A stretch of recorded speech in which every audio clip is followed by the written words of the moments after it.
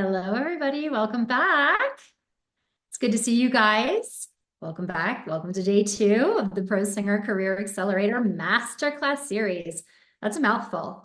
I should just say going from good to great Masterclass series or something like that. Anyway, welcome back. Happy to see you guys all here. While we're waiting for the more people to join, I just want to make sure we don't dive into content right away just to give some stragglers some time.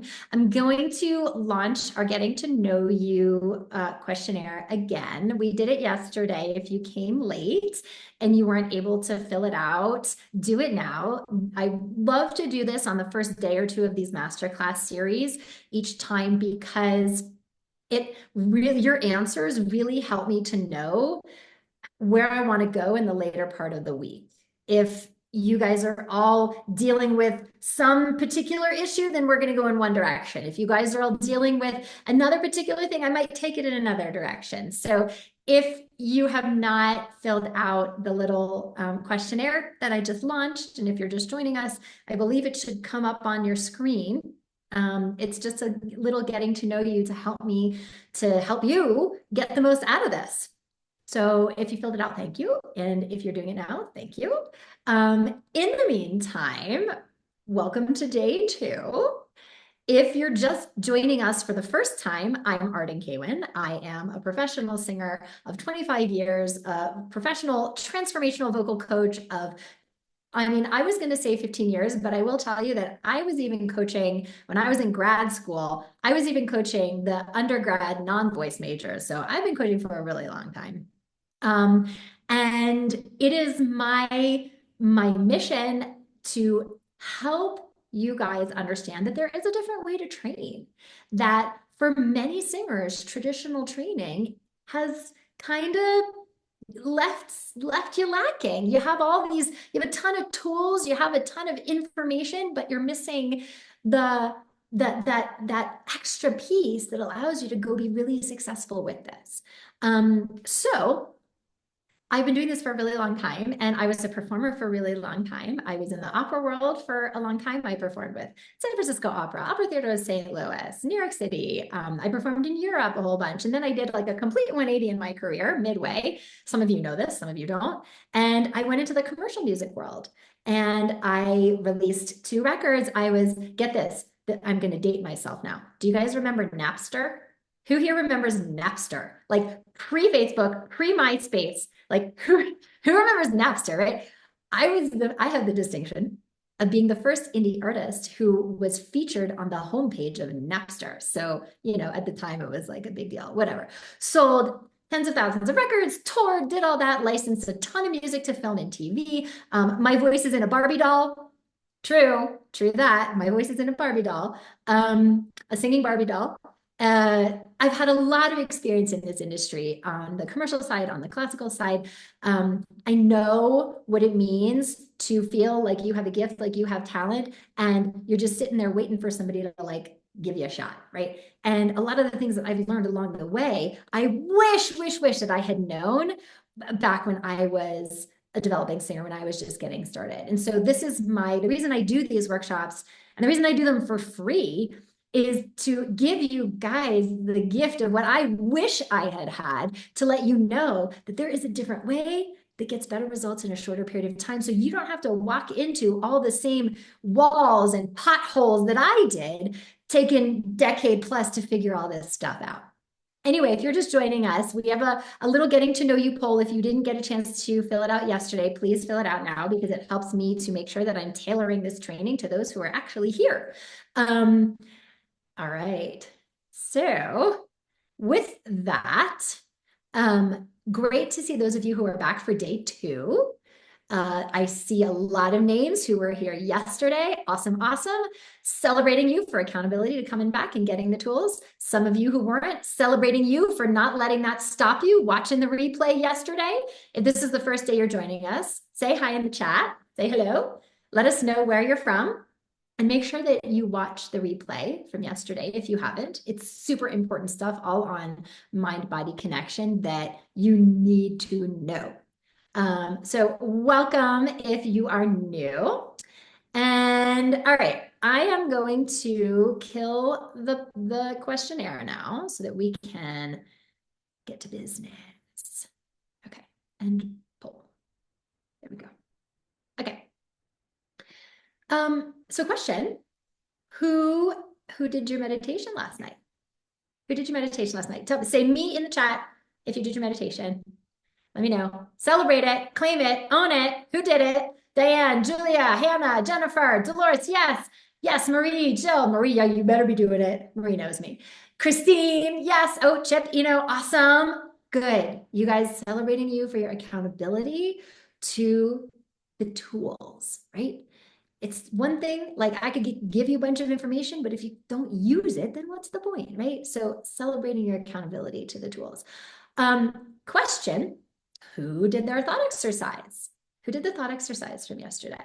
Say me in the chat. Let me see. Who? Oh, yes. Nice. Jack, Julia, Navraja, Jill, Kim, Dolores. All right. Diane, of course. Diane knows me too. You better do it. She knows what's in it for her. Hannah, Robert, way to go. Eddie, couldn't find the links. Okay.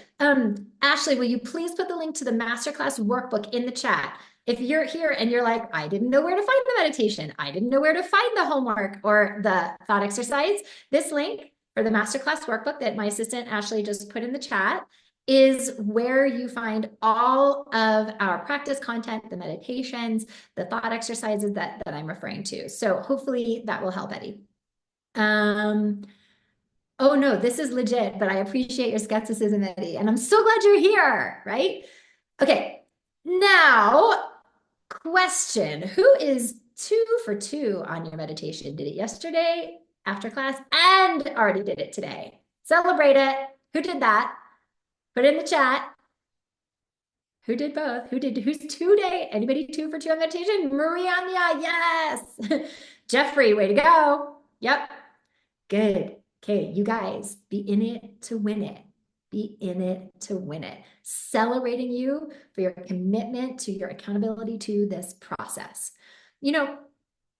I've seen over many of these masterclass series, those who really get results in this process, they're showing up the following way. They're showing up committed, showing up to every class or watching the replay that night if they can't, and doing the homework and doing the practice content after every session. They're also showing up coachable. So understanding that you don't know what you don't know and being open and willing to empty your cup, be coachable, and do something differently. Because if you keep doing the same things the same ways, you're gonna keep getting the same results. And I know a lot of you in here have a ton of training under your belt, and yet you're not breaking through at the level that you really want for those elite opportunities. So if you just keep doing things that way, you're going to keep getting those same results. So it's all about understanding that you don't know what you don't know and being open, willing, coachable to try it different. And they're showing up resourceful. So guys, it might not be easy to get here each day. There's work obligations, family obligations, health stuff might come up. Life is in session and it is always going to be in session. So get creative. It's 90 minutes of your day for 1 week out of your life to get the tools that could change everything for something that you really care about. So being resourceful to show up even when life is happening, even when you gotta take your daughter to the dentist or your boss calls you and says, we need you to stay for an extra hour, right? Condition that muscle of showing up for your passion, for your dreams, for the results that you want to see, and get resourceful when life throws you life in the way, right? So I celebrate each and every one of you for embodying those things in being here for day 2. And I also wanted to let you know that we have a scholarship contest going on. So if you were here yesterday, and if you attend every live training this week, you will get to throw your hat in the ring to win a huge scholarship that I will be announcing on Saturday for our flagship intensive training program. But to be eligible, you have to have attended every day of the workshops live. And by the way, we know if you're here. And we also know how long you stay.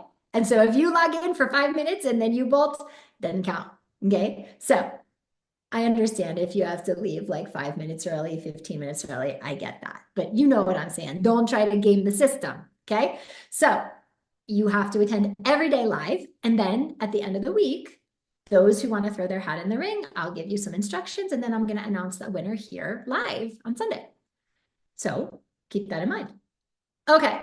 Today, we are talking about some really cool, game-changing innovations in your understanding of your technique in order to up your impact. And most specifically, we're going to be talking about innovations in understanding of your breath support. And so we have a lot to get to, but first, just a little housekeeping. A reminder that replay links are sent out each day via email and also posted in the Facebook group. So after each session, and so if you have to miss, watch the replay. The homework content for each day, like I was saying, is in your Masterclass workbook. Important to know about the replays, you guys, they disappear at the end of the workshop week. Sunday night, at the end of the night, they disappear. So if you have to miss something, leave early, whatever, make sure that you download the replays as soon as possible. Don't put it off because those links, they go away Sunday night at midnight. Save your questions. So I'm going to be giving you a lot of information today. Save your questions, train first, and then we'll answer questions, because I guarantee you that if you just hang on to that question, I will answer it like 10 minutes later. But if I don't, jot down your questions. And if we have time for Q&A at the end, we will do some Q&A today, but also Sunday is implementation breakthrough session. Any Q&A we're also going to have plenty of time for that Sunday too. From time to time, I will be asking for volunteers, guinea pigs to sing and coach on whatever topic we're doing today on technique stuff. Use the raise hand function when that time comes. It's in your reactions down at the bottom of the screen. If you could hit reactions, you'll find the link to raise your hand. A reminder, this is the safe space. It is one of my highest held values of our tribe and this studio is that this be a safe space to experiment, to fall down, to get up, to play, to get curious. So those who sing and share, we encourage vulnerability, we encourage bravery, and I have a zero tolerance policy for any criticism, any judgment, any meanness in the chat. Please do your best to uphold that value so that you guys can get the most out of this experience and feel safe to experiment and share and be vulnerable with us. Original sound. If you want to coach live and be a volunteer, you need to make sure you have enabled original sound on your Zoom screen and then switch it to on inside the meeting. If you do not know what I'm talking about, it means you haven't done it, and that's okay. Ashley can put the link to watch in terms of how to do that in the chat. You might have to exit the meeting and then come back in to set the setting, but it's really important that you set original sound for musicians so that I can hear you if you want to coach in class, because Zoom cancels background noise and that's not good for acoustics. Okay, that was a lot. With that, who's ready for some innovations to create mastery around your breath support? Let me see you in the chat. Who is ready? Claim it, own it, and show up for it. Who's ready? Me. Yes, you guys are awesome. You guys are in fuego today. I love this. Okay. I am going to give you all the concepts up front here. And I want to train you on the whole picture because a lot of you probably have gaps in your technique around your breath support that you don't even realize. And you don't even realize that they're sabotaging your impact. And remember, what did we talk about yesterday? That you have one job as a singer, and it is to impact your audience, okay? And so you guys probably don't realize that there are gaps in your breath support that you're not present to, that have been sabotaging your ability to tap into that highest potential of your sound, that reliability that you can feel confident with. And so we're gonna get some clarity on that today, and we're even going to get some of you up here to coach on it. Now, I want to kind of just zoom out for a second and talk about why breath support is important. And I know, because you guys are all like, well, because you need your air to sing and you need your breath to sing. Yes, and the reason that breath support is so important is because 90% of the issues that are preventing you from accessing 100% of the potential of your voice and create that impact that helps you to stand out from the competition and really land the opportunities you want. 90% of those issues are actually breath support issues. And 90% of the issues that make you feel insecure are actually breath support issues too. Tension, breath support issue. Stamina, breath support issue. High notes, agility, breath support. Issues with mixing, transitioning registers. How many of you get totally freaked out when it comes to moving between registers smoothly, or you don't feel like you know how to mix smoothly? Breath support. I did a post, I don't know if some of you guys saw it, it was like maybe a month or two ago, where it was like on the post, the dialogue was written and it was like, singer, I slept in air conditioning, me, it's your breath support. Singer, I had dairy, me, it's your breath support. You know, like all these things, guys, it's your support. Pitch issues, whether you're flat or whether you're sharp. Yep, so much of the time when we fix the support, the pitch issues go away. Strain, inconsistency, breath support. Confidence issues, breath support. Career success, breath support. Because if you don't have the confidence and if you don't, then the career issues, you're not putting yourself out there in ways that you otherwise would. And now you're playing small and not getting what you want. So let's get down to the foundations, because if we're going to learn how to make a bigger impact, we've got to address this like right away. And so I want to take a minute and I want to go back to the fundamentals here for a bit. And before you roll your eyes and before you're like, Arden, I've already been taught breath support for years. Like I already know all of this. I already know the fundamentals. Remember what we said earlier.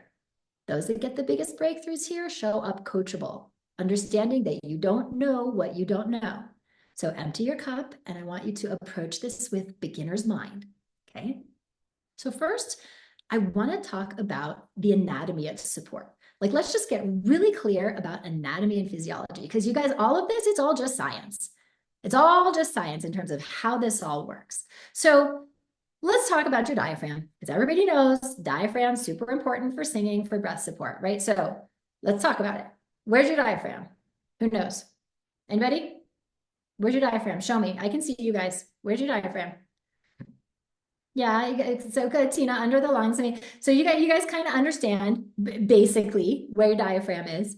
So let's just get really clear, okay, about where the diaphragm is and how it works. So your diaphragm lives right at the base of the rib cage, and it looks like a dome-shaped muscle, okay? So if you were to literally saw me in half, like under my bra line, and take off my top and look down, you'd see this dome-shaped diaphragm, looks like an upside-down bowl, that sits right in the base of the rib cage, and it's three-dimensional. It bisects, it separates your thorax, which is where your lungs are, from your viscus, which is your intestines and all the rest of your internal organs.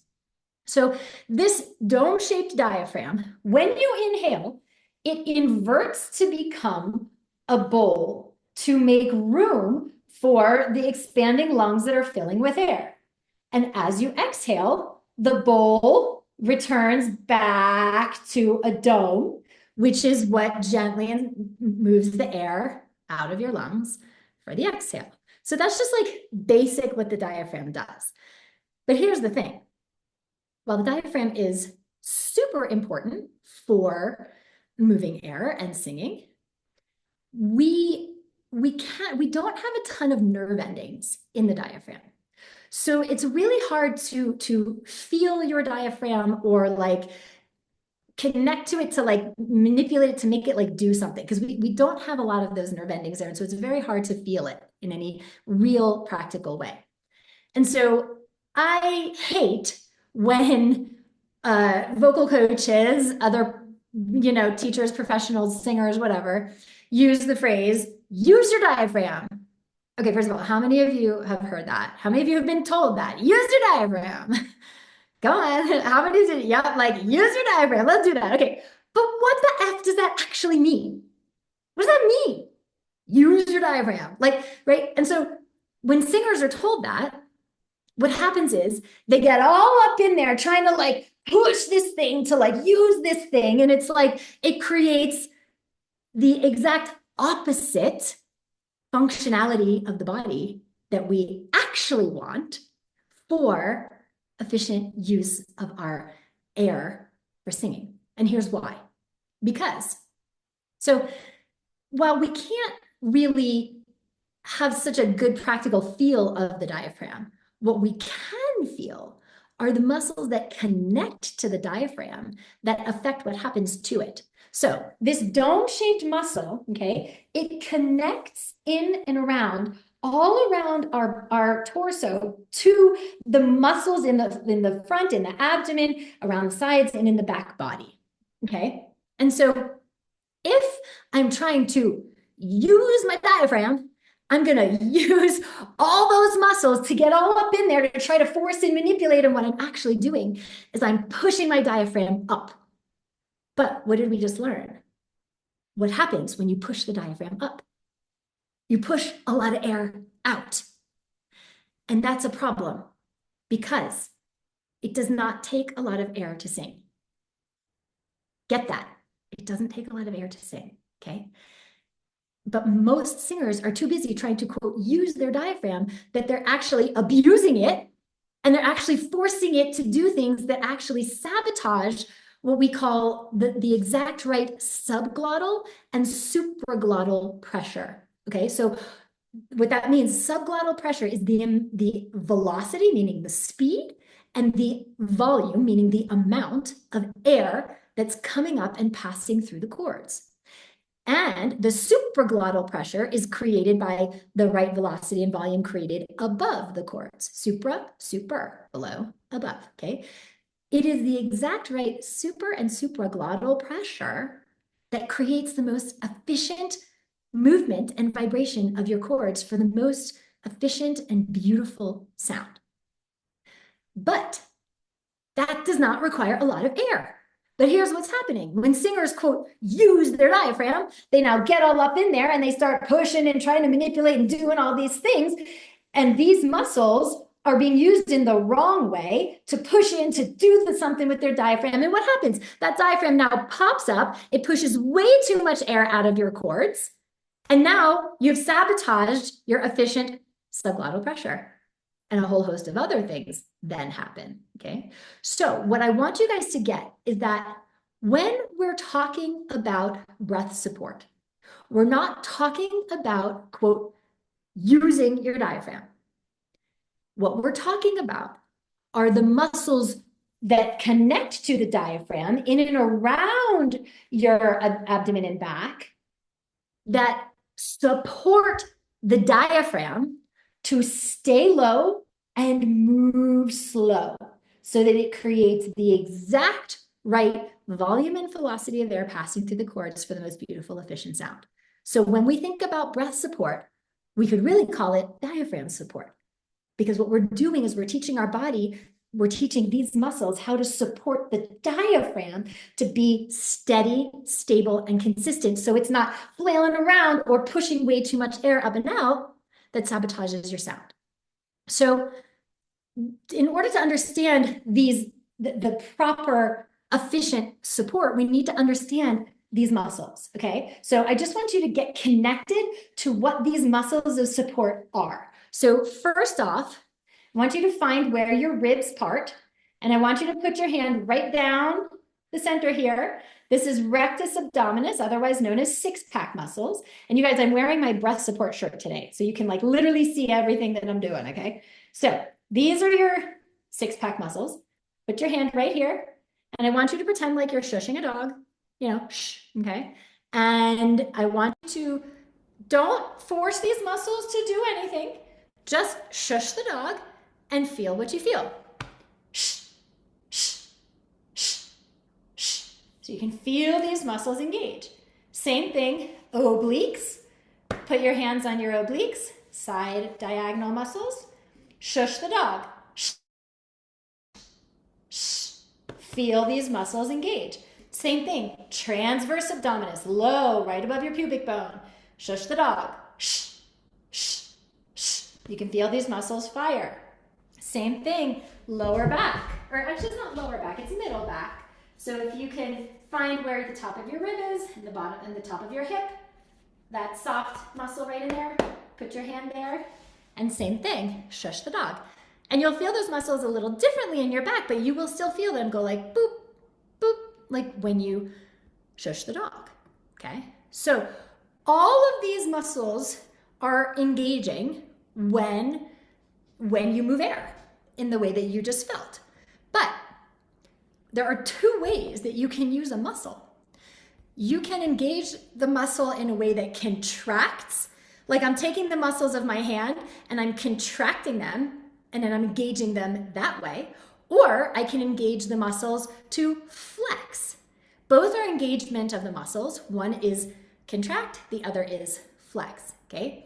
What we want to understand is that when we engage the muscles of support, we want to flex them, not contract them. And here's why. Because remember this dome-shaped diaphragm, okay? When I breathe, it lowers to become a bowl. Now you can see all my lungs fill with this space and my diaphragm is down here, okay?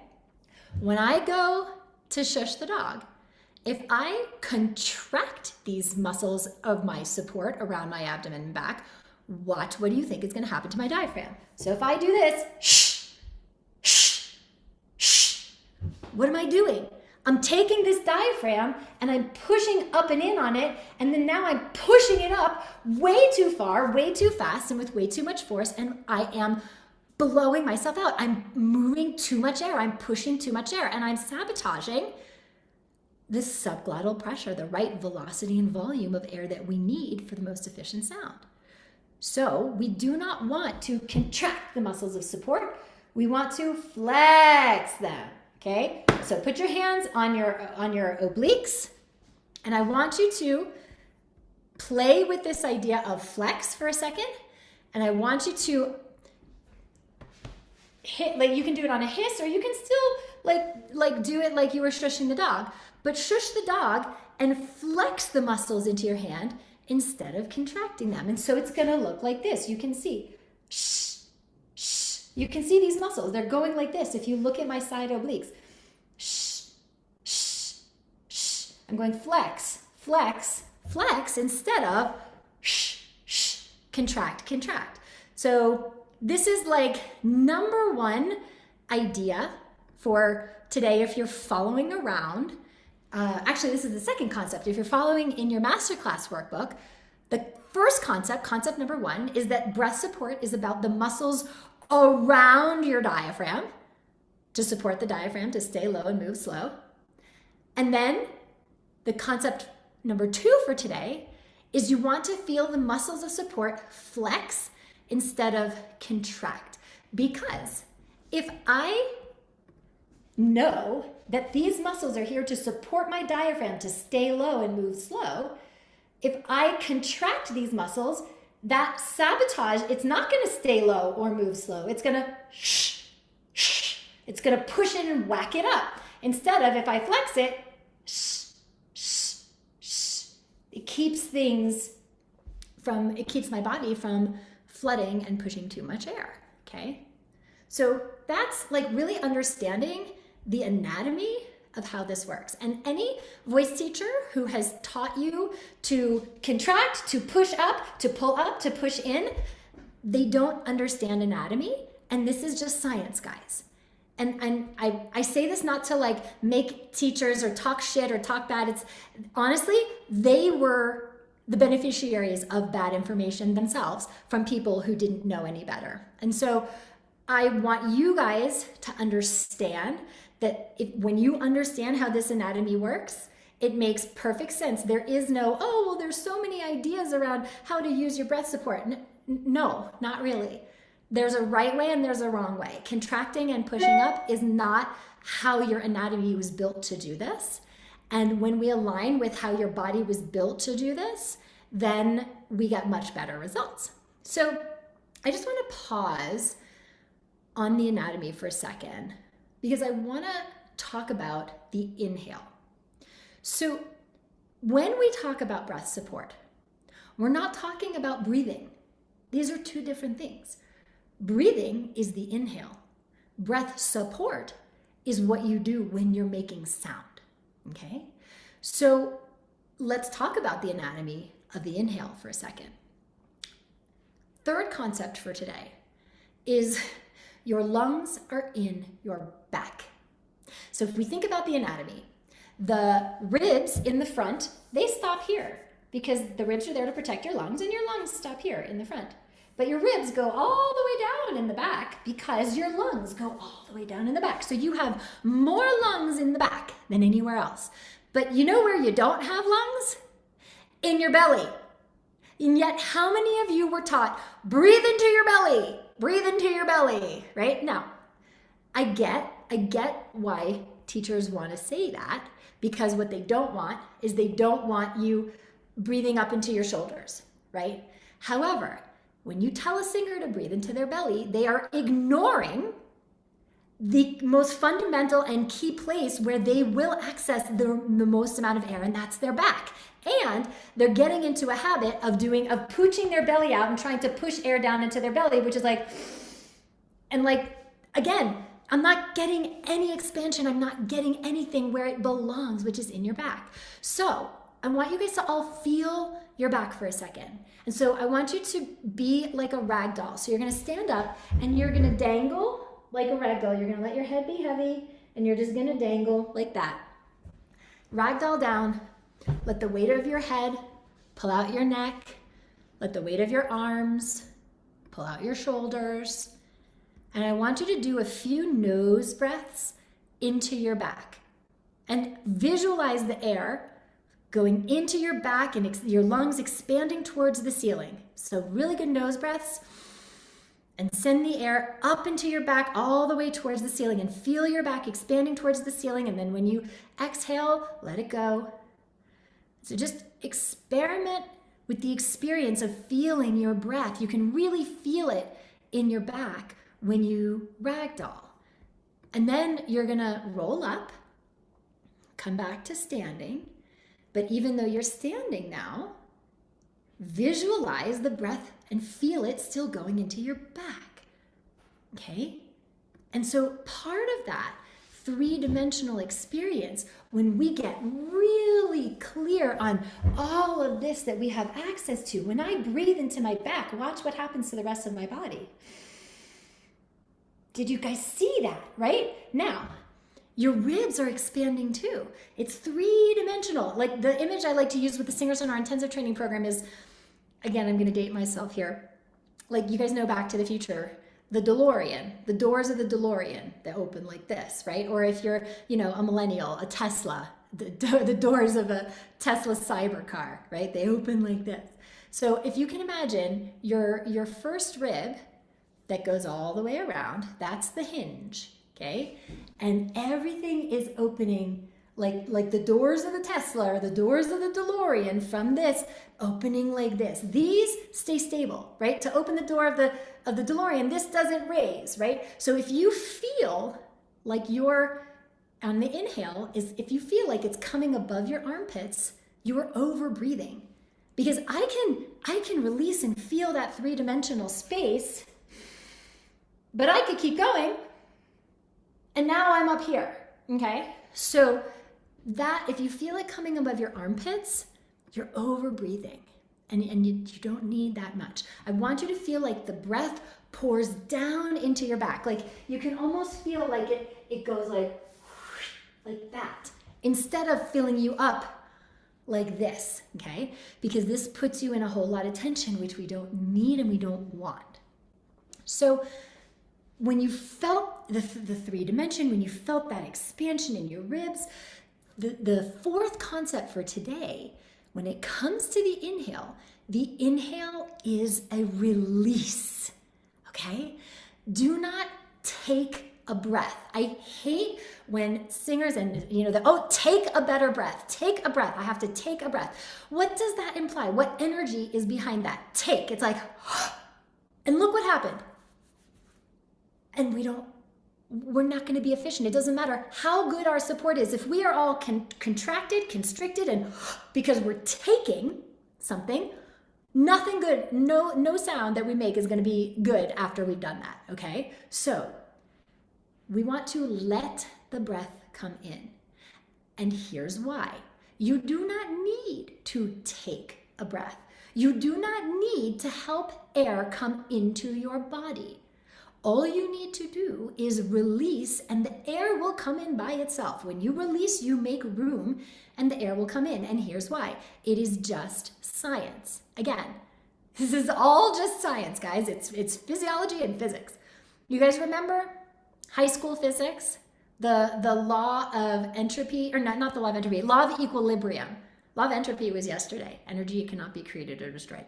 Law of equilibrium is today. So law of equilibrium, high school physics, it's the pressure of a gas wants to equalize on either side of a membrane. So if the air pressure on this side of the membrane is greater than the air pressure on this side of the membrane, then the gas wants to travel through the membrane and it wants to equalize, okay? So when you inhale, actually even before that, when you've sung a phrase and you're out of air, the air pressure inside your lungs is different than the air pressure outside of your body, which means that you don't need to do anything. The air wants to be in your body because it's created a vacuum now. So all you have to do is release your ribs, release your throat, release your jaw, release, make room, and let the air come in, and you will get plenty of air. But what happens is too many singers, they think they need to help and they need to take the breath and now what have you done?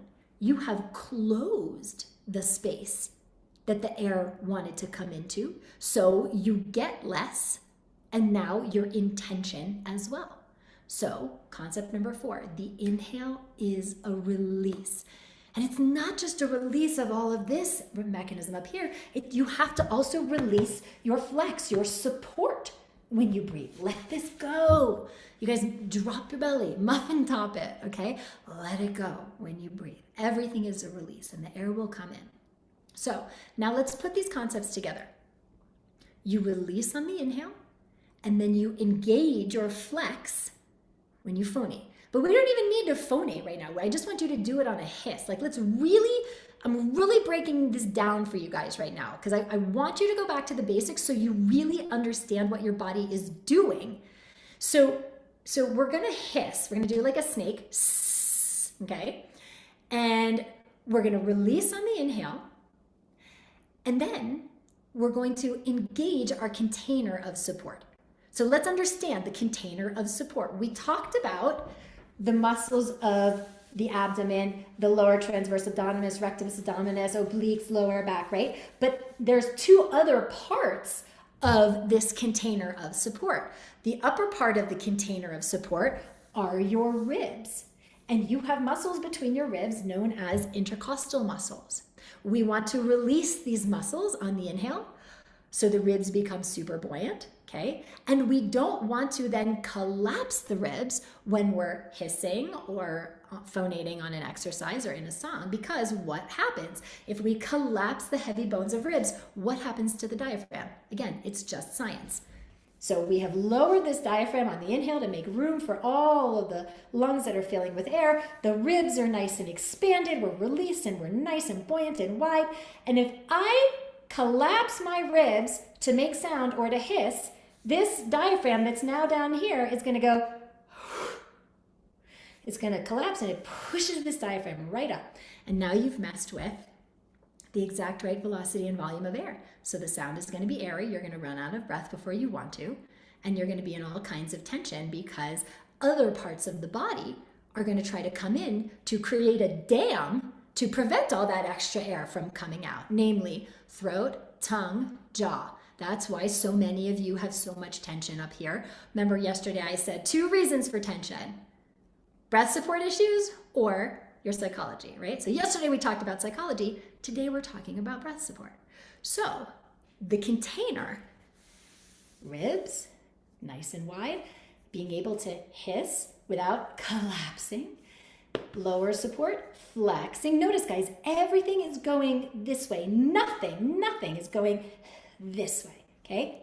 And the floor, the bottom of the container is your pelvic floor, otherwise known as perineum, sometimes referred to as the taint.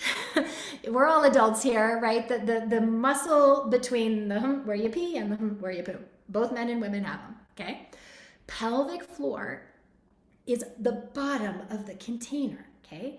And so now that you understand the container, now we can talk about appoggio. So some of you may understand what appoggio is. Some of you may have heard it and don't quite understand what it is. So let's get clear. Appoggio in Italian means to lean. Similar in Spanish, apoyar, to lean, okay?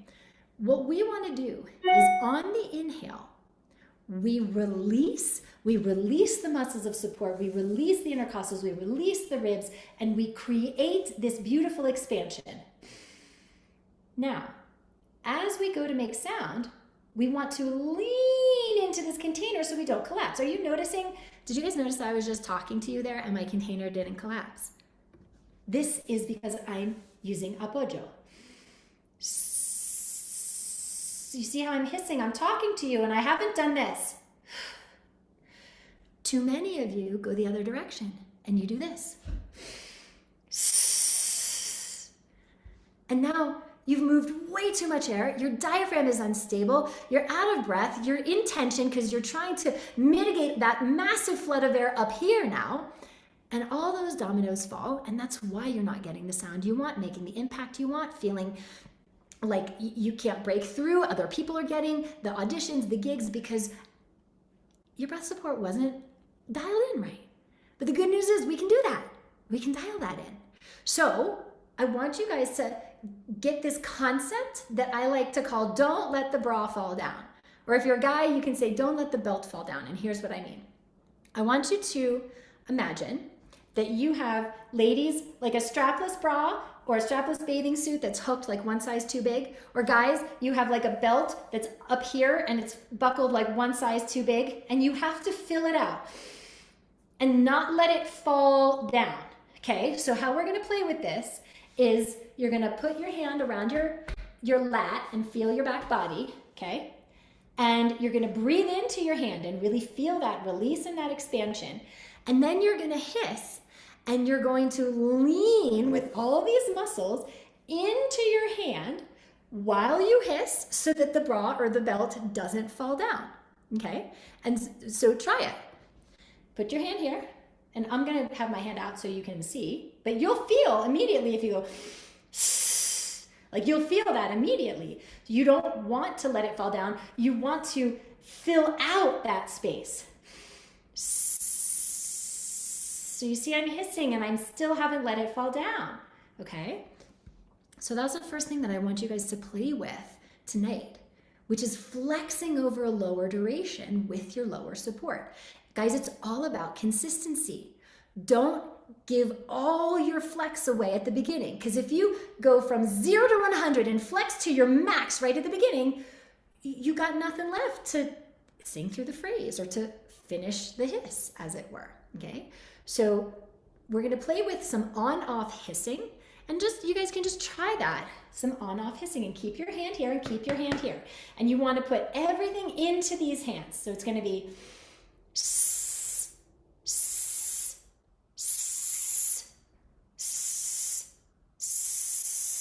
instead of that's what we want to avoid, okay? Yes, I am leaning into my lower abs, Vivian. I see your question.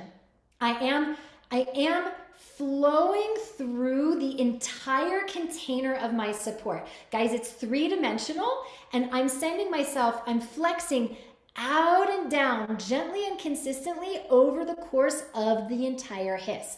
And then when I go to breathe, I let it go and I let the air come back in, and then I do it again. So it's that feeling of like everything moving away and from the midline instead of contracting or collapsing towards it, okay? So understanding that when you hiss, the off is just as important as the on, okay? So we understand that the on is that appoggio, that lean, that don't let the bra fall down, that don't collapse in, but move through in the other direction. And the off is you have to release your lean when you inhale. Okay, so making sure the off, that release, is just as important as the on. Now, there's a couple pitfalls I want you guys to be aware of. The focus of your support is not in the middle of your belly, around your belly button.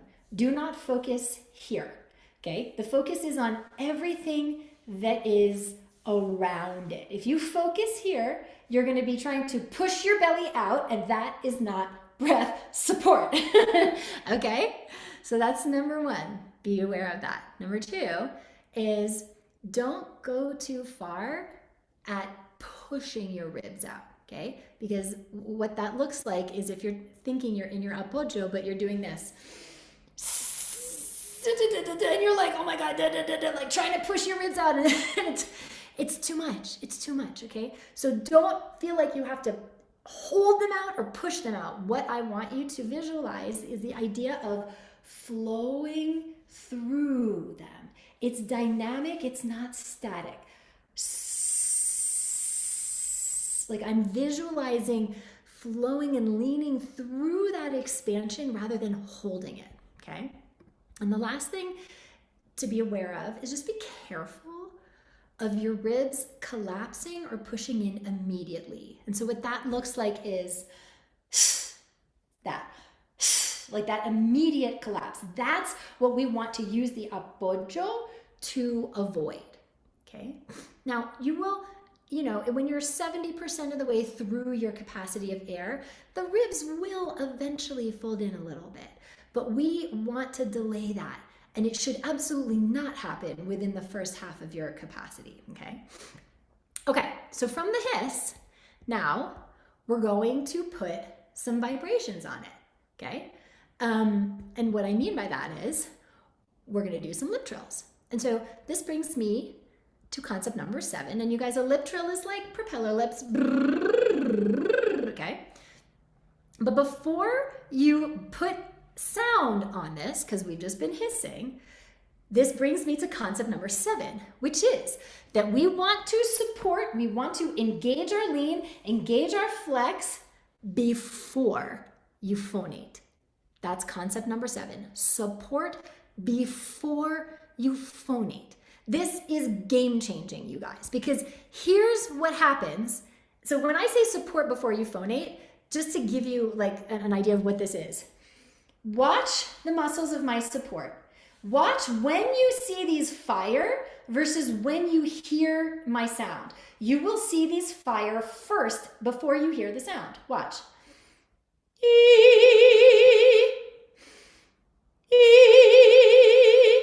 Do you guys see how I'm supporting first?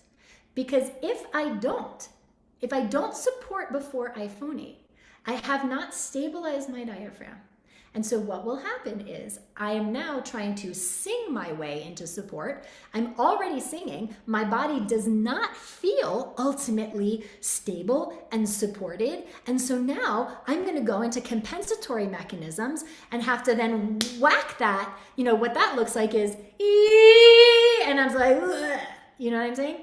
Or my body is going to take me into tension because I started to sing and I don't have that grounding of efficient foundation of support. And so now other parts of the body are going to try to come in to compensate for that support, namely neck, tongue, jaw. Another reason why so many of you have tension, because you're not supporting before you sing.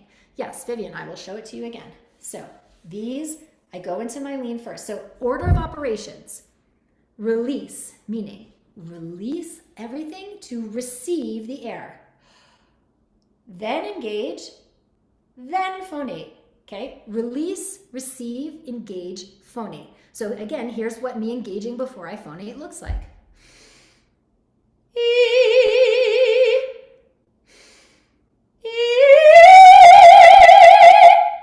And then I let it go, okay? And so it's like a split second. Yes, engage means do your lean. Engage means find your apoyo, flex into that sensation. That's what engage means. Good question. Okay, so we are going to do this on a lip trill. Support before you phonate, okay? So lip trill, okay? Any pitch you want, support first. Watch. You will see this before you hear the pitch.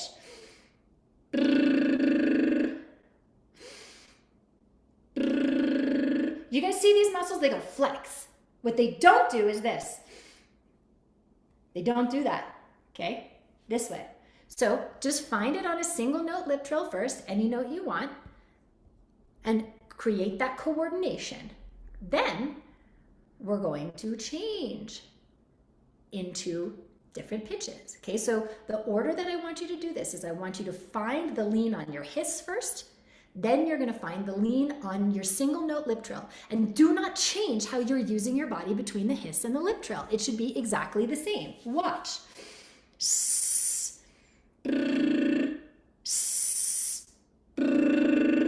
Back and forth. Hiss, lip trill. I'm using my body the exact same way. And now we're going to change pitch. We're gonna do 1-5-1, which is, sorry, my keyboard decided that it didn't want to make sound. Let me put the volume up. Okay, 1-5-1. Okay, so bring back that apoyo, lean and flex down and flow through your lean over the course of the lip trill. But concept number 8, do not change your support when you change pitch. So what that means is so many of you are going to do this. You're going to flex to start because you got that much, but then to move your pitch up, you're going to take your whole body and you're going to push up to move that pitch up. But what do we know? That destabilizes the diaphragm. It moves too much air, and we don't need to mess with the efficiency of that subglottal pressure, okay? So when you move pitch, continue to move down and out in that flex. Watch. Do you notice how my body did not change?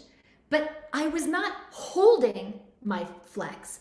I was visualizing continuing to move down and through those muscles as I changed pitch, okay?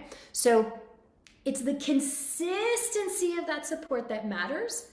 Things that support things, they're stable, they're consistent. Think of a table, the legs that support the table. They are there, they're consistent, they do not move. What happens to a table with wobbly legs? Everything will fall off the table, okay? Same thing if you're a surfer. If you catch a steady wave, you're gonna ride that wave all the way to the beach. You could be doing flip-flops on your board, and if that wave is steady, you will make it to the beach. What happens if it's a jerky wave? It's gonna jerk you off your board, okay? The consistency of your flex and flow through your flex over the course of the phrase, that's your wave, that's your current. Doesn't matter if you are changing pitches. It doesn't matter if you're going up, if you're going down, how many syllables you're singing. That wave needs to remain steady. Like if you guys learn nothing else from me, it will be tattooed on my forehead. Do not change support when you change pitch, because too many of you don't trust that and you think you need to push up to go up, and you don't. So do your 1-5-1.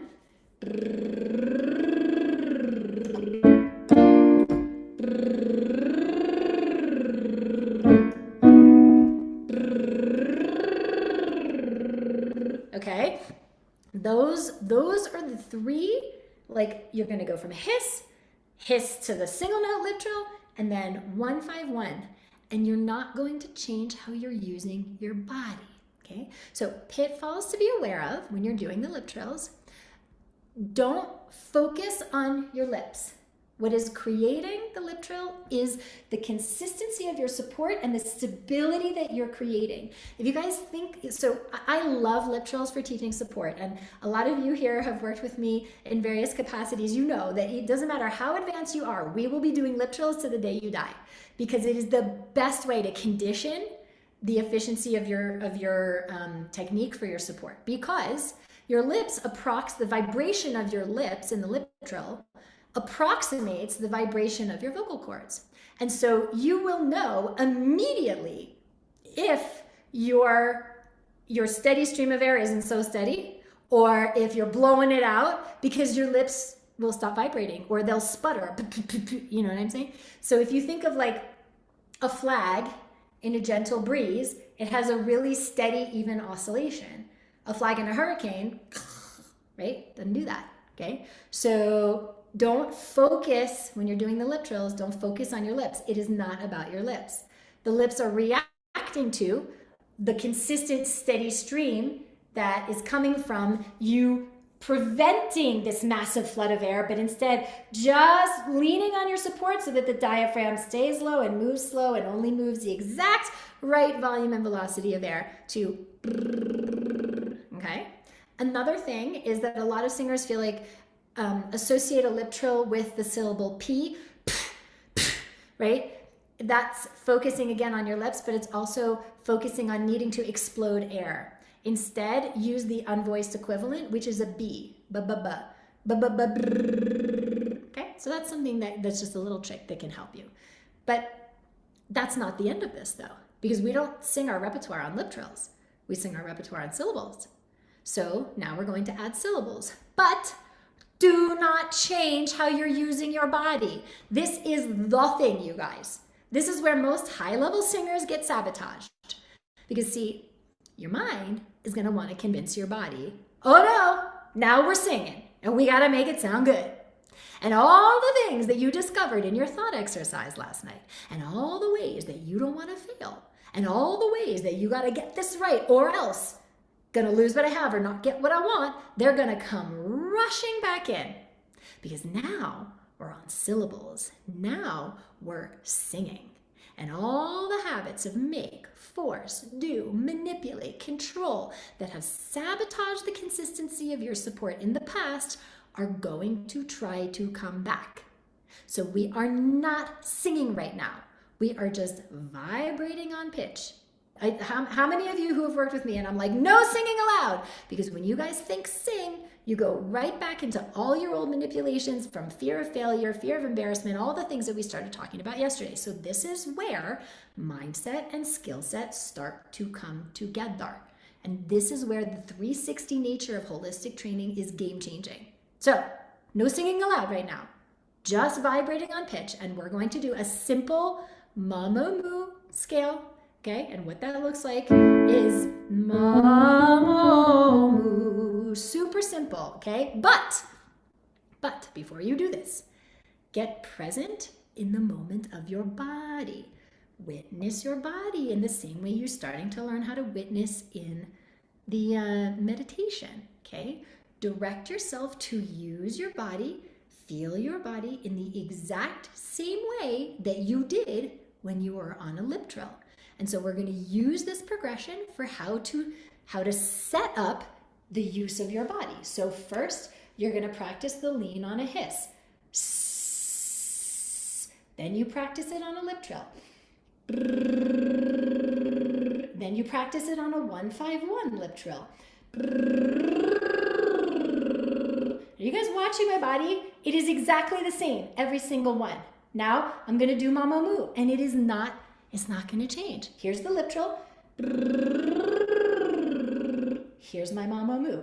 Mama moo. Okay? Lean, not collapse or push. Okay? So that is your progression. Hiss to lip trill to mama moo. Now, I want you to visualize when you're on the mama moo that you're not doing 5 things. You're not doing mama moo. You're not doing 9 things, okay? It's one thing, just like the lip trill is one thing. So is this. Mama moo. It's like if you're a violin player, the way I want you to use your support is a single bow. We don't want to go like, okay? And what that looks like is mama moo here, right? One lean, one single bow. The lean is gentle and consistent. Guys, it is the consistency of the support that matters, not the force. It's the direction, that's important, this way, not this way.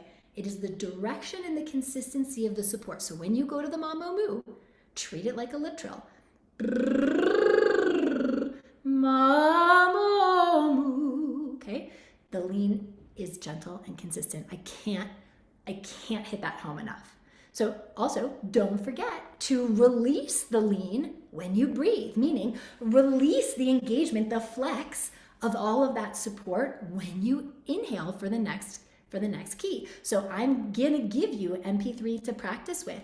And when we go to the next key, release your belly, release your ribs, release your throat, let air come in, and then re-engage your flex, okay? And being present in the moment of your awareness in your body to the moment of singing, and asking yourself, let me tap into my witness. Let me feel being present in my body, what I am doing, and asking yourself, when do I lose my lean? So you're going to practice. You're going to have one hand around your lap to monitor, are you in your not let the bra fall down, or are you collapsing? And you're going to have the other hand on your obliques. I don't like being in the middle. This is not where your support is. This is. So one hand on your oblique, feeling if you're flexing in or are you contracting away. Okay, so monitor yourself, do the mambo moo, follow your body through the phrase, asking yourself, at what point do I lose my lean? And you'll notice, you'll see if you do mambo, then you know, oh, on the high note, my body is going in the wrong direction. And what do we know? Do not change the flow of support when you change pitch, directions, anything. So, okay, so these are the things to check in with, all right? If you are having trouble and you can't do a lip trill, it's your support, right? And so it's really being able to tap in to the physiology. And you know, you guys, if you really can't do a lip trill, you can do it on a tongue trill. You can, it's not really about, because the tongue is approximating the flow of the vibration too, in the same way that your lips are. So I prefer lips. I think it's a better monitor, but you know, it's a practice, just like everything else. Okay, so let's see how you guys are putting this to play in your body. Who would like to be a guinea pig to put these tools into action in one of their songs? It could be just a verse of something. It could be a chorus of something. So you guys use the raise hand function, in the thing. And all right, well, I see Hannah. Hannah is like front and center. I love it. All right, go ahead and unmute. Let's do it. Hey. Hello again. I'm so good to see you back. Okay. Let's see. Now I can see you better. Okay.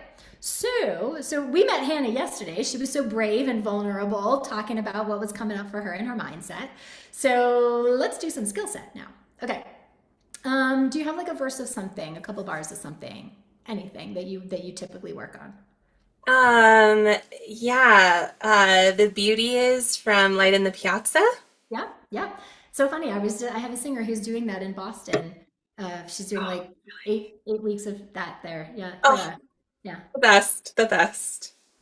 Okay. Um, So if you can take like one step back from your device so I can just see a little bit more of you. You might need to tilt the screen. Perfect. That's plenty. You can come a little closer. I can still see. Perfect. Okay. So pick it up wherever you want to pick it up. It can be a cappella or it can be with the track. It doesn't matter.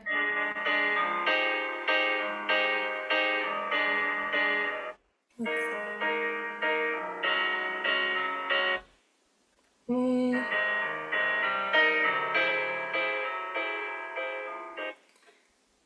okay. Maybe I'll start at the beginning. It doesn't, you do it a cappella. Do the section you want to do. We don't need the music. It doesn't matter.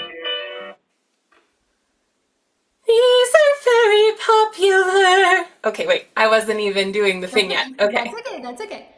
Okay. These are very popular in Italy. It's the land of naked marble boys. Something we don't see a lot in Winston-Salem. Okay, good. So what I'm noticing, just in the interest of time, I'm just going to get right to the point. Yeah. What I'm noticing is that you're actually right. So that's the first thing, which is that everything wants to go like this. Did you notice that? That we want to go like this way, right? And then you noticed that a second ago where you're like, oh, okay, let me shake it out. And then you came back here. So you guys, like body use and alignment is really important here, because if we're here, Look at what happens to the bottom of my, look at what happens to the bottom of my ribs. They're now cutting into this diaphragmatic space and makes it a lot harder. So that's just number one, whether you realized it or not. Yes, this.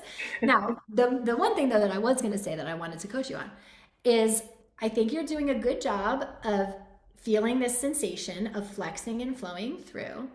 But I think two things are going on, and they're related. I think you're trying to hold your flex out instead of allowing yourself to like move through it. It's a dynamic thing. You move through your flex over the course of the phrase, and I see you trying to kind of hold it. And then what happens is, because you're in that holding and you've kind of gone to the max of your flex and now you're trying to hold it there and you're not at the end of the phrase, when the pitch goes up, you got nothing left. You got nothing left to flex into to help you feel that down and out sensation that's going to help the pitch rise. And so then when the pitch rises, your body really doesn't have anything else to do but go like this to help the pitch go up. So when you watch the recording, when you watch the replay back, I want you to rewind and I want you to watch what you just did with that in mind, and you'll see, I'm going to exaggerate, it's not this bad, okay? But you're going to see, in Winston, and then you want to go, instead of in Winston, you notice how my body goes more. Watch my support, you guys. In Winston. Did you see how this went? Ooh. Because I hadn't gotten to the max of my flex right away, and then trying to hold it out. Now I'm stiff and stuck, okay? So I just want you to do it on a lip trill for a second. So go back to the lip trill, and you're gonna go, you're gonna do the octave. We're just gonna look at that as an example, the Winston-Salem. So just siren up the octave, and I actually want you to put one hand here, down the middle, yep. And I want you to hiss into your palm. Yes, hiss into your palm with a feeling of like my whole body is like expanding into that. Yeah, the longer you hold your hiss, the more things want to collapse, okay? Resist that. This is, you guys, this is almost like a feeling of like, have you ever worn a corset for a costume? Yeah. Okay, so you know what it feels like to like breathe out into that corset and then like kind of stay there and lean up against it? I mean, you guys, this is why opera singers love wearing corsets, because it like gives us that container that we can like really lean up against. So I want you to create a container, create a corset out of the container of these muscles and sit into it with your body.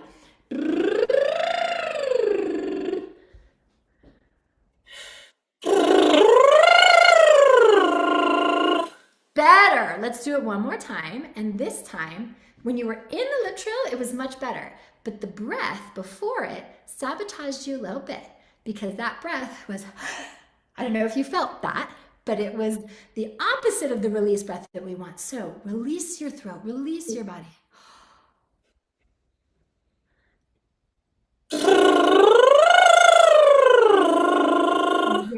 Yes, good. Do it again. And this time, no time to hold in between the breath and the lip trill. It's like breathe, go.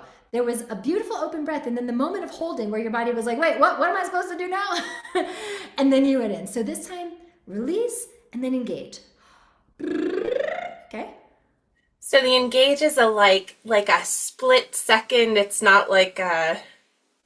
Well, when you're learning it, it will be more obviously early. It might feel like an eighth note early, right? Okay. But, I mean, you can watch the time between. So if I'm doing it the way I would when I was singing it, if I'm just being pretty,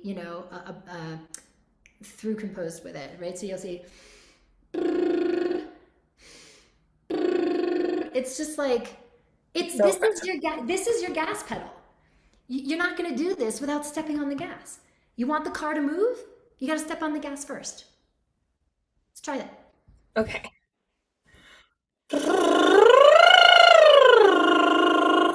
Good. Now we're going to do, let's just do the fifth, and we're going to do, well, because it goes Winston, It's an octave, right? Am I remembering this right? Yeah. Yeah. Okay. So now we're gonna do, because I want you to do the actual exercise that I'm giving you tonight, which is a fifth. So let's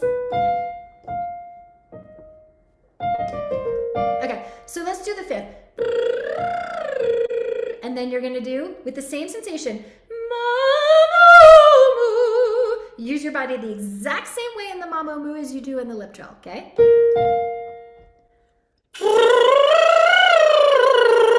Okay, so the lip trill, I don't want you to articulate pitches. I want it to be a super slidey, glidey.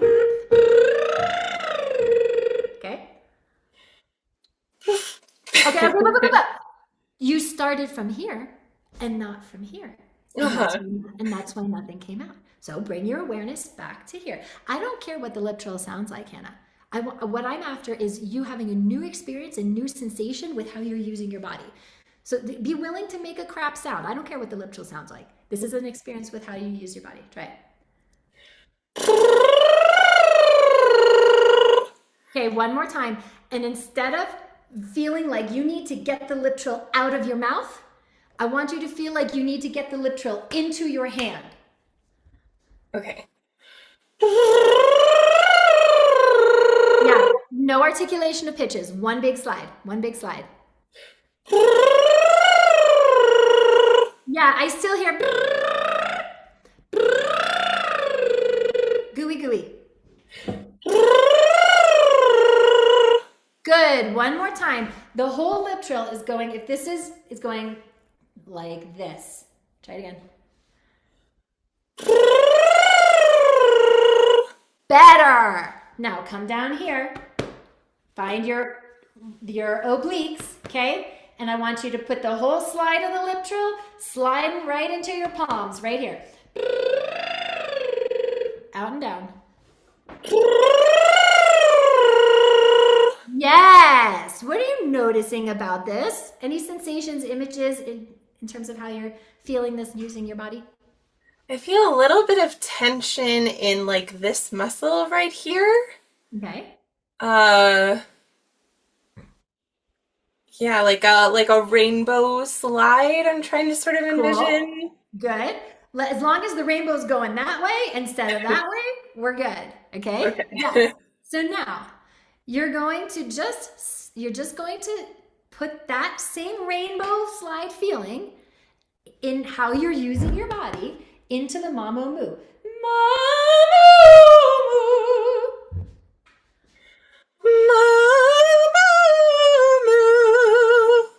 How gooey can you be? Like egregiously Slurpy, Hannah. Don't worry, I'm not going to make you sing Slurpy forever, but for right now, like extremely, I want it, because right now, here's why I'm asking her to do this, you guys. Because she's supporting this pitch, and she's supporting this pitch, but I lose her in between. And then we get in that gap. Okay, so when you were sliding on the lip trill, you were still moving through pitches, but you weren't changing your support to articulate. That's what you're doing when you go into the mamo moo, because now we have articulation. Your body thinks, oh, it's stairs. No, it's not. It's still a ramp, okay? So can you slide from here to here on a lip trill? Yep, put the lip trill into your hand instead of out your mouth. The lip trill's going down here. Yes. Do you guys see the difference in that? Did you guys notice that the one she did before this had a big old puff because she was whacking it, because she was thinking she needed to get it out here? When you reverse the equation, Hannah, and you put it this way, you were way more efficient. You stabilized your diaphragm going this way, okay? So that feeling, now put it on a ma. Ma. Okay, so the way that your body wants to get up is by literally going this way. The way you're going to get up instead is on the lip trill. Remember, you went that way, and you're going to do the same here. Watch my support. Ma. Do you see how it just gently goes like this? Can you play with that in your own body? Flex to move up. Yes, good. Now, There's two things always, guys. There's what's happening in your support, and there's what's happening in your resonance. We're going to be talking all about resonance tomorrow. And right now, there's some stuff that is capping Hannah's freedom up here. But what's happening from here down is right. So without getting into all of the stuff that we're going to spend time tomorrow doing that's going to help all this, I just want you to invite the idea of like the open channel. Because see, the reason this wants to control and clamp up here is because this hasn't been super consistent in the past. It wants to change on every pitch. It wants to articulate your melody from here, and that creates instability. And so with all that instability, these other parts of your body up here are going, well, I better clamp down and control this because it ain't creating any stability for me, okay? So all I want you to play with is how much could I be willing to open and release and give my body the chance to start to trust this experience? Again, I don't care what it sounds like. It's a feeling. You guys, your job is to recreate the feeling of the good sound, okay? Not the sound of the good sound. So no listening to yourself, only feeling, okay? How open can you be to send it down there? Better. Again, no singing, just that feeling of just siren slide. Don't show me your beautiful voice. Don't make it pretty. I could give a shit. Slide.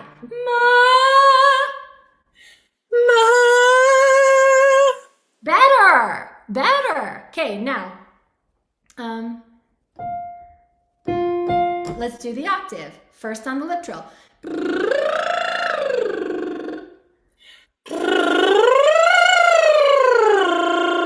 Yes, that was great. What you just did was super consistent, super moving through.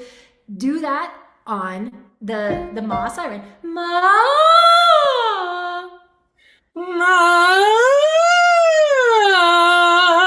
Good. Now you're going to do it on Winston.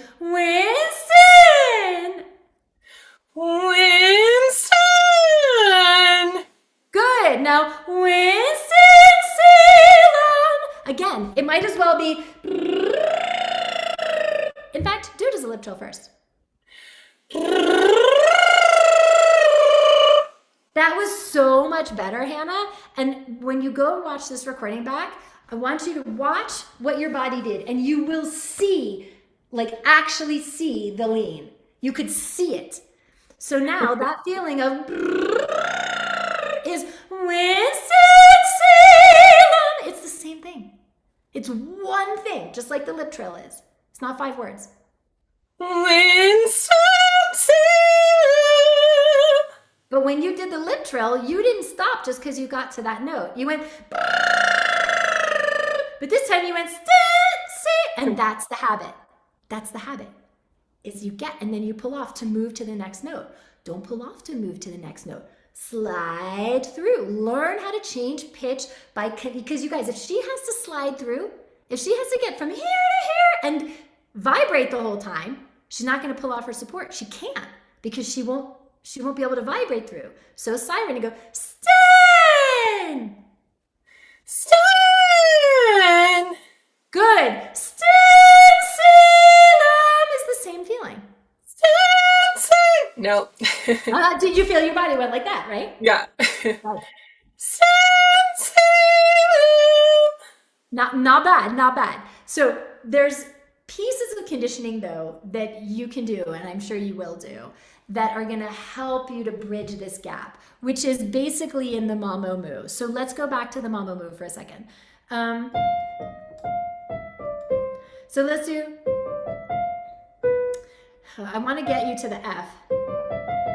So we're just going to do 4 notes right now, okay? So, and let's just stay on an ah. Let's not worry about the rest of the syllables right now. Ma, that's a ma. But same as, so feel the lip trill first. Good. Now you're putting syllables on it, but you're not singing.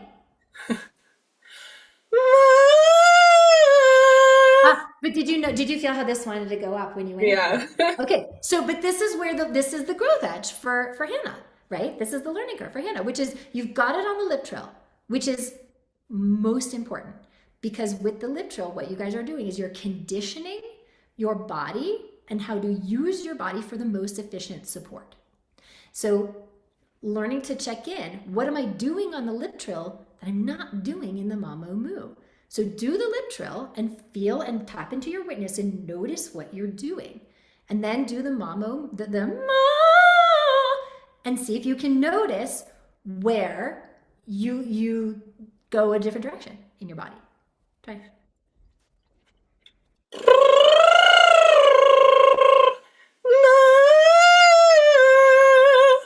What do you notice? It felt mostly the same. It felt a little more closed up here, but down here felt more the same, I Okay, think. I would agree with you. It was more the same in terms of you were now going in one direction. You weren't doing this, okay?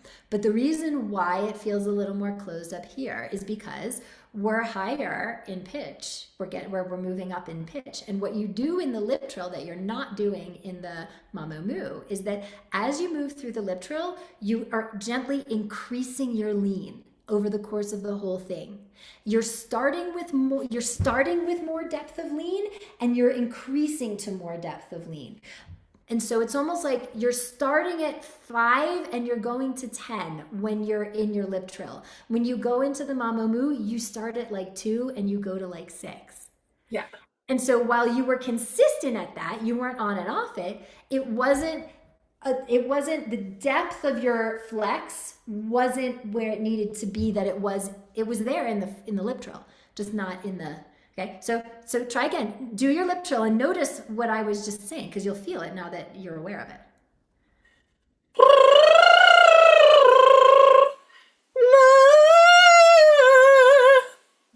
Yes, that's so much better. Do you guys hear now? We're approaching much more open. We're approaching much more freedom. And that's still like 70%. As you get this more embodied and the coordination, it's gonna open even more. What did that feel like to you? It felt a lot easier. Good. Because you guys, the support and the foundation is where it needs to be instead of what the compensatory mechanisms are when that's not where it needs to be. Does that make sense? Yeah. Okay, good. Thank you for being such a great guinea pig today. So, oh, but you know what I want to do? Wait, let's take it one step further. Let's take it one step further since we're here, okay? So that feeling that you just felt of that depth, okay? Now, ma is Wednesday. It's the same thing. Okay. Try it. Winston, flex down. Winston. Winston. But yeah, don't be scared of it. I dare you to make a bad sound, Hannah. I fucking triple dog dare you. Sorry, guys. Go. Winston. Okay, so where do you see that you pull back? Because you start going in the right place. So let's see if you can follow your body through the phrase and see at what point you go from lean to contract. See if you can tell when that happens. Winston. What do you notice? Like on this. Okay, so don't back away from it. Put the ST right in the same place, right down at the bottom of the container. Winston! Use that.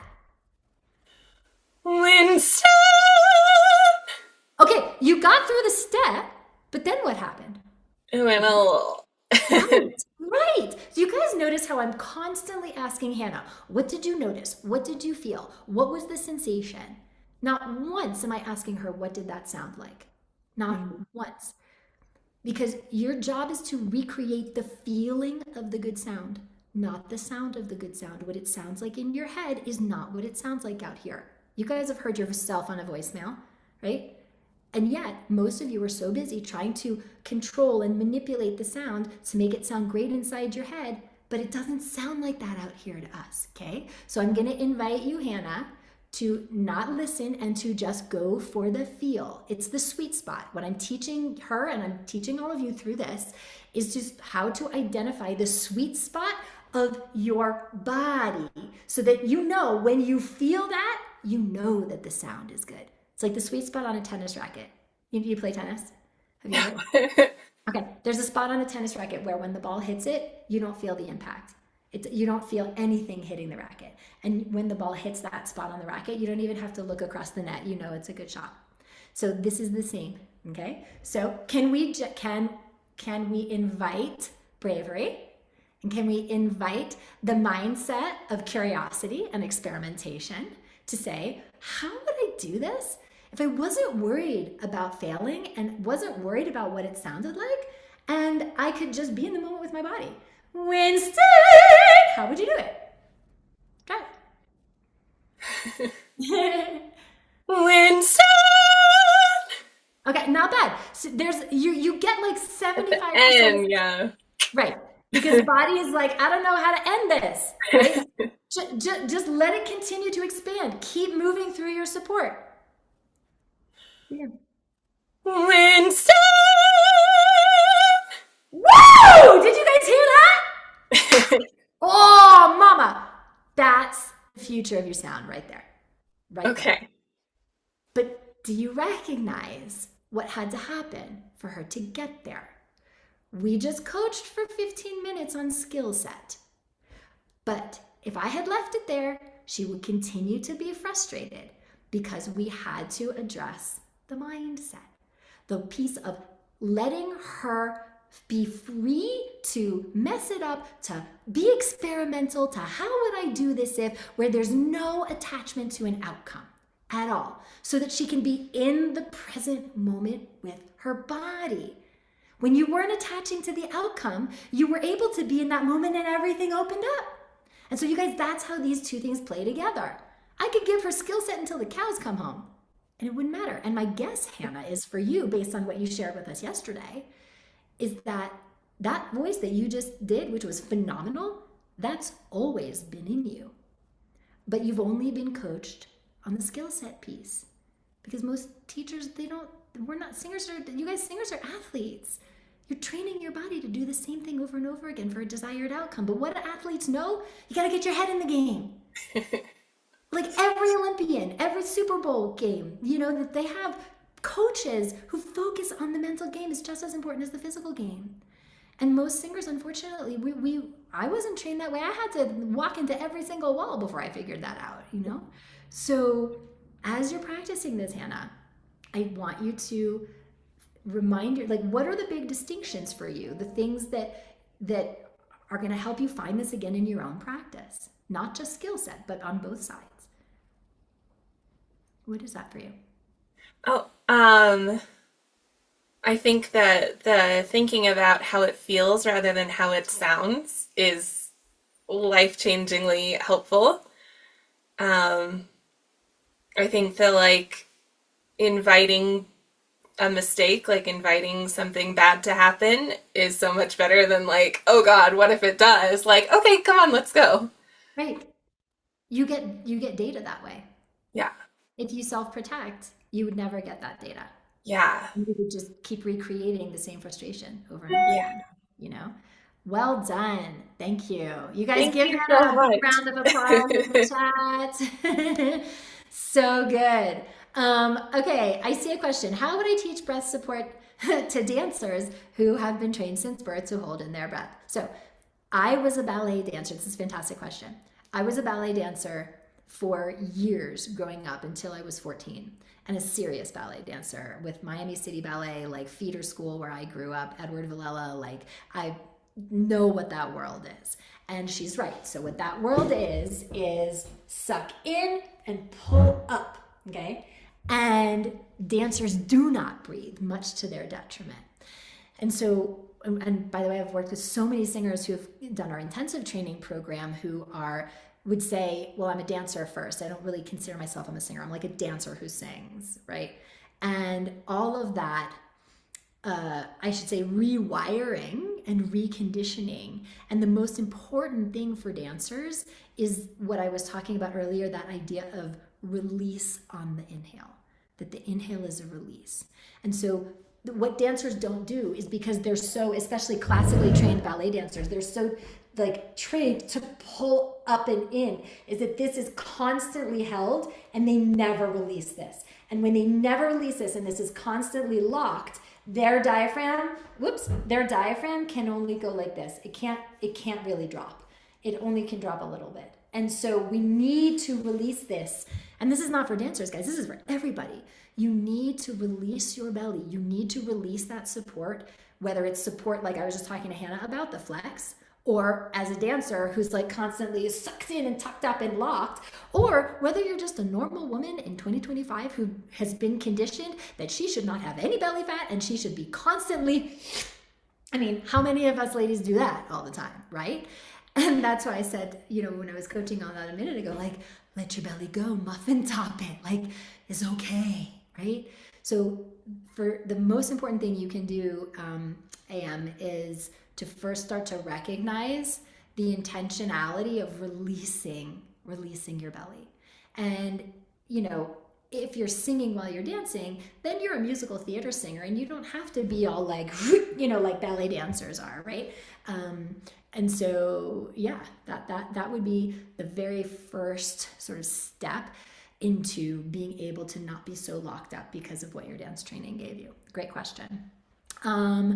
All right, you guys. So for tonight's homework, I'm giving you MP3s to practice the lip trills. And so what it is it's just going up the scale, and